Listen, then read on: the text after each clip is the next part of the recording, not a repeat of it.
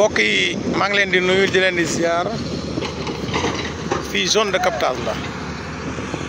gis ngeen zone de captage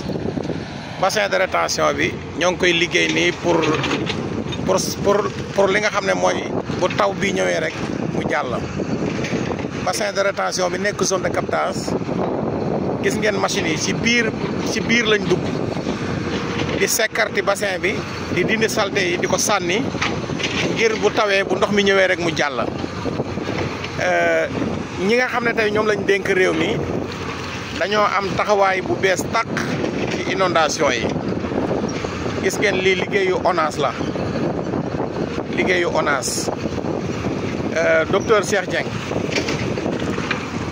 Dieng mi ñu dénk ONAS gis ngeen bassin de rétention baa ngi nii waaw gis ngeen machine yi ci biir fi mu ne nii autorité yi dañoo bëgg a njëkkalante ak taw bi ndax bassin de rétention bi dafa nekk bassin de rétention boo xam ne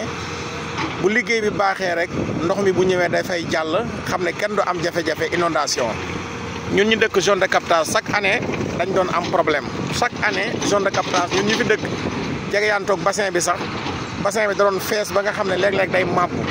léegi nag bassin bi léegi dañ koo tabaxaat liggéey bu bees lañ def gis ngeen dañ koo tabaxaat waaw bu njëkk tabaxu njalaxaan la woon mais gis ngeen léegi tabax bu dëgër lañ ko tabax.